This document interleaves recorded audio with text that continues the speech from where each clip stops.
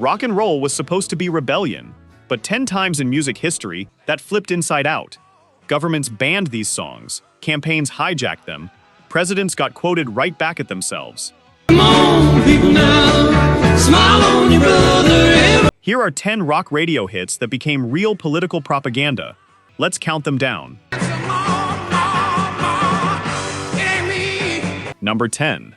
The Who, Won't Get Fooled Again. By 1971, Pete Townsend had watched the 60s promise a revolution and deliver the same corrupt furniture, just rearranged. He'd been at Woodstock 2 years earlier when activist Abby Hoffman grabbed the microphone mid-set to make a political speech, and Townsend physically chased him off the stage with his guitar. That moment curdled into a song. Won't Get Fooled Again became the closing epic on the album Who's Next. 8.5 minutes building toward one of the most famous screams in rock history. And here's the twist. The song isn't a protest anthem at all. It's an anti-protest anthem.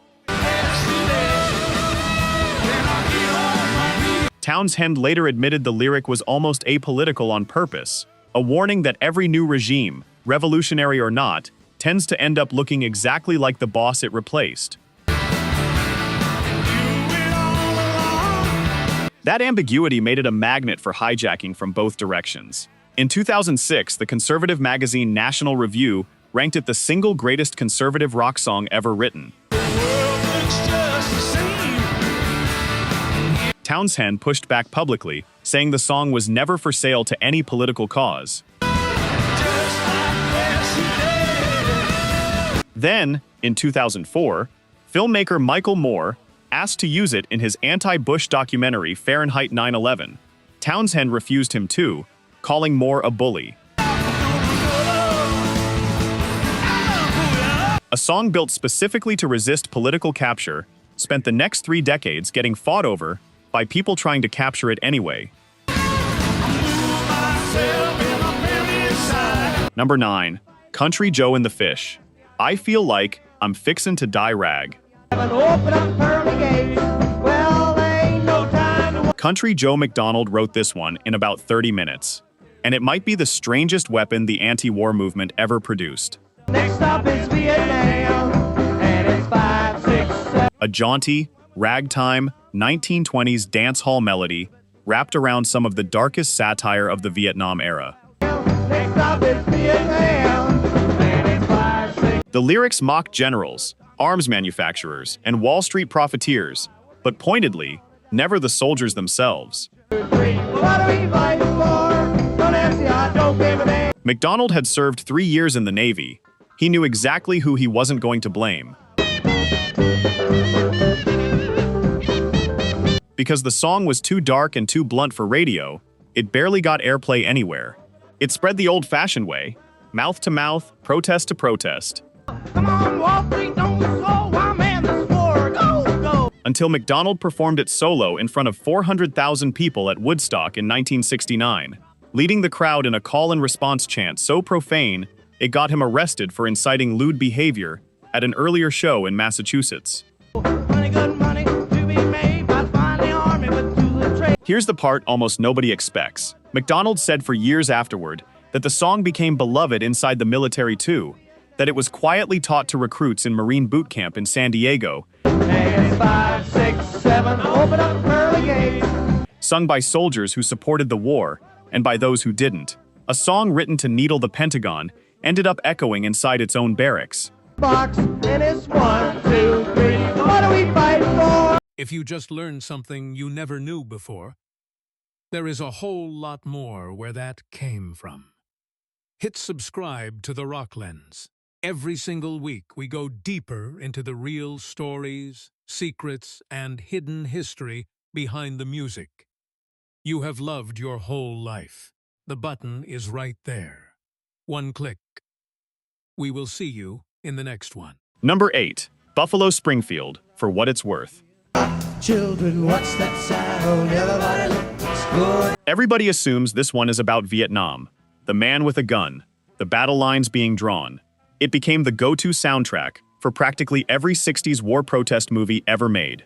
Nobody's right if everybody... Stephen Stills has spent 50 years correcting that assumption. He wrote it in 15 minutes after watching Los Angeles police in riot gear clear teenagers off the Sunset Strip. Here's what actually happened.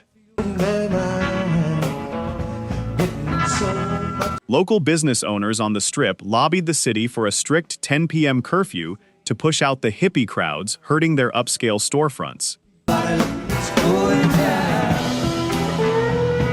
On November 12, 1966, nearly 1,000 young demonstrators, including a young Jack Nicholson and a soon-to-be handcuffed Peter Fonda, showed up outside a club called Pandora's Box to protest.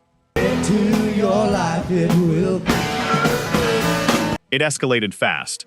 Buses got trashed, bottles got thrown, batons came out. Buffalo Springfield was the house band at the Whiskey A Go-Go, right in the middle of it all.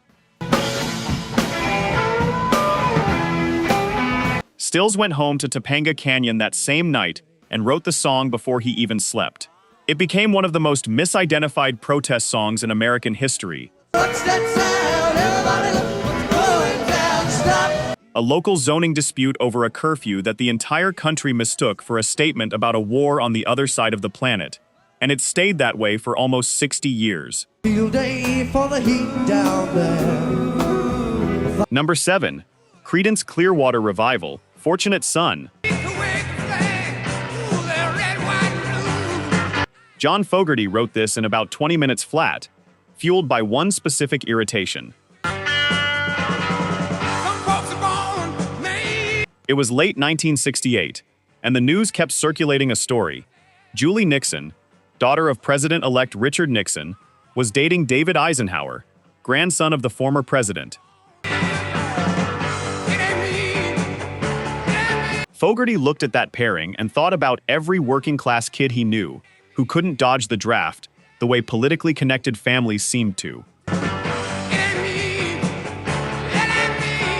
Fortunate Son hit the charts in December 1969, the very same month Nixon delivered his famous silent majority speech, insisting most Americans quietly supported the war. Fogerty's song was the loud, furious rebuttal nobody asked Nixon's permission to release. The historical irony runs even deeper. David Eisenhower, the actual Fortunate Son who inspired the lyric, ended up volunteering for the Navy in 1970 anyway. And decades later, in 2020, the song got played at a Donald Trump campaign rally, a president who had obtained his own draft deferments. Fogerty called it confounding and sent a legal cease and desist. A song built entirely around resentment of privileged draft dodgers keeps getting adopted by rallies for the exact kind of politician it was written to expose. Number 6. Neil Young, Rockin' in the Free World. Red, white, and blue. February 1989. Neil Young is on tour. Just found out a planned cultural exchange concert in the Soviet Union fell through because a promoter ran off with the money. There's a warning sign on the road ahead. His guitarist, Frank Pancho Sampedro, mutters, half joking, "Guess we'll just have to keep on rockin' in the free world." Young wrote the entire song overnight and debuted it, completely unrehearsed, the very next evening in Seattle. Like Satan, but I am to them, so I try to... It's built almost entirely out of jabs at President George H.W. Bush's own campaign language. Keep on rocking in the free world. The lines about 1,000 points of light and a kinder, gentler machine gun hand are direct, sarcastic lifts from Bush's actual inaugural address and 1988 campaign promises. Near a garbage can. This is a song that quotes a sitting president back to himself as an insult, and then the ultimate irony arrives decades later. Under an old street light. Between 2015 and 2020, Donald Trump repeatedly blasted this song at his rallies. I'm rocking in the free world. Young objected publicly, then filed an actual federal copyright lawsuit against the Trump campaign in 2020. one of the only times in rock history an artist has sued a presidential campaign directly over unauthorized use of a protest song. The suit was later dropped, but the message landed anyway. This was never supposed to be their anthem. Number 5. The Guess Who? American Woman. Stay away from me. Spring 1970, and this Canadian band, accidentally, they say the lyrics were entirely improvised live on a bar stage in Ontario, scores a #1 hit that some listeners hear as a searing critique of American militarism and Vietnam-era violence, cloaked as a warning about a metaphorical woman. That summer, the band gets invited to perform at the White House. President Nixon's daughter, Tricia, was reportedly a fan. And then, according to the story that circulated for years, First Lady Pat Nixon personally requested that the band not play American Woman on White House grounds because of its perceived anti-American undertones. It became one of rock's most famous censorship legends, a hit single too politically loaded for the president's own house. Singer Burton Cummings later complicated that story, saying it was actually the band's own management who invented the White House ban as a publicity stunt, and that it backfired on them, with the anti-war crowd who felt they'd cave to pressure either way. Whichever version is true, the reputation stuck. Decades later, Lenny Kravitz's cover version won a Grammy and reintroduced the song to a generation with zero idea it had ever been anywhere near a president at all. Number 4. The Youngbloods, Get Together. Make the mountains ring. Oh, make the hay. This is the one story on this list where the propaganda machine actually worked and helped rather than hurt. What a song to sing. Written years earlier by Dino Valenti, the Youngbloods released their version in 1967 to almost total silence. It stalled at number 62 and looked like a footnote. Angels cry. Then, in 1969, the National Conference of Christians and Jews needed a song for a nationwide radio and television public service campaign promoting brotherhood between faiths.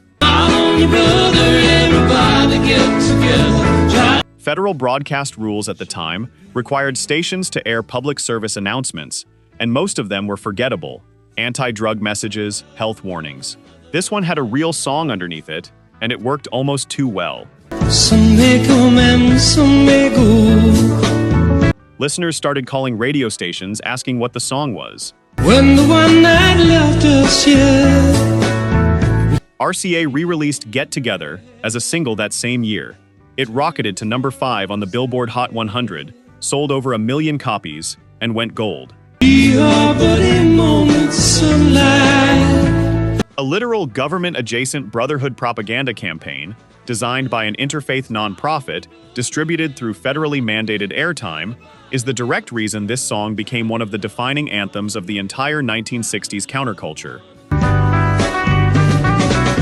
Come on, people now. It didn't get co-opted by propaganda, it got made by it. Number 3. Barry McGuire, Eve of Destruction. You're toting, and even the Jordan River has. Written by a 20-something songwriter named P.F. Sloan. In a single night, this song was almost an afterthought, intended as a throwaway B-side, recorded in one take with McGuire reading crumpled lyrics off a piece of paper he'd barely looked at. I'm feeling today, if the button is pushed. It leaked to a Los Angeles radio station by accident. By September 1965, it was number 1 in the country. And then the backlash hit like a wall. There's no running away, there'll be no one to save. Billboard magazine complained about the controversial message lyric. Radio stations across Chicago, Washington, Baltimore, and Memphis banned it outright, some openly calling it leftist propaganda. Boy, it's bound to scare you, boy, and you tell me. The BBC deemed it unfit for general programming in Britain. And the John Birch Society, the era's leading anti-communist organization, went after Sloan personally, painting the 20-year-old as, in his own later words, the most dangerous man in America for 30 years running. And full of senators don't pass legislation.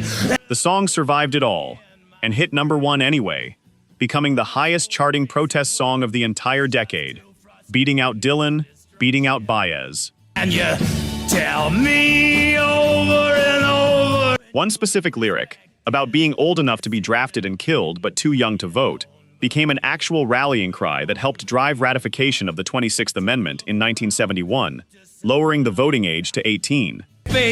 But when you return, it's the same old place. A banned song helped rewrite the Constitution.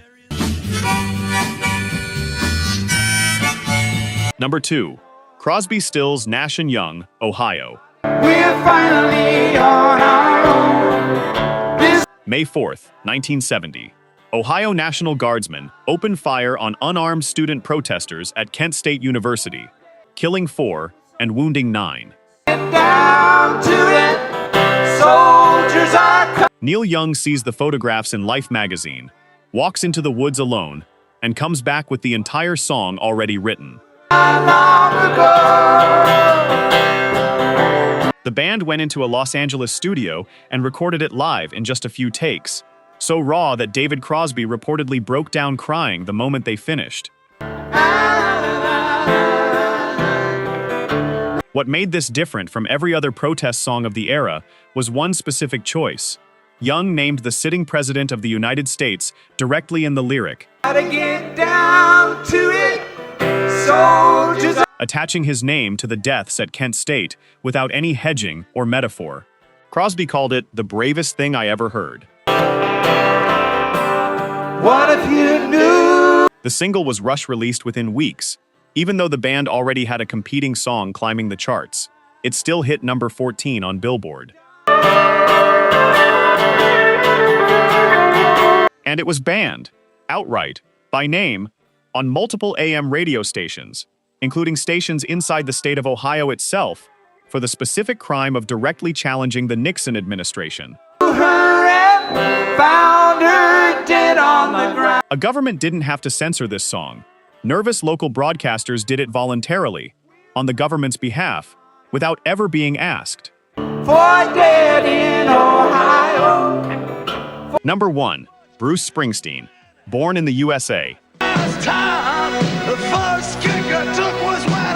This is the big one, the most famous political misreading in the history of American rock and roll, and it happened at the absolute peak of Springsteen's career.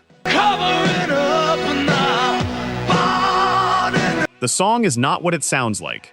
Inspired by Ron Kovic's Vietnam memoir Born on the 4th of July, it's the story of a disillusioned, forgotten veteran, unemployed, scarred, and abandoned by the country that drafted him. But producer Max Weinberg's explosive opening drums sound like fireworks, not artillery. The chorus is a shouted, anthemic hook, and the album cover shows Springsteen's back against a giant American flag. Casual listeners in 1984 heard patriotism. They weren't hearing the verses at all. Conservative columnist George Will attended a Springsteen show that August, missed the entire point of the lyrics, and wrote a glowing column comparing Springsteen to a Yankee Doodle American success story. That column reached President Reagan's re-election team. On September 19, 1984, at a campaign stop in Hamilton, New Jersey, Reagan told the crowd that America's future rested in the message of hope in the songs of New Jersey's own Bruce Springsteen. Springsteen's team had already quietly turned down a request to use the song. Reagan name-dropped him anyway. 3 days later, on stage in Pittsburgh, Springsteen fired back, not by name, but unmistakably, introducing a song about an unemployed factory worker turned killer, and wondering out loud what Reagan's actual favorite album must have been. It didn't end there. Bob Dole tried using the song in 1996. Pat Buchanan opened rallies with it in 2000. Donald Trump played it at rallies for a decade after that, right outside the hospital where he was treated for COVID in 2020. U.S.A, I'm a long-gone daddy in the... Springsteen objected every single time.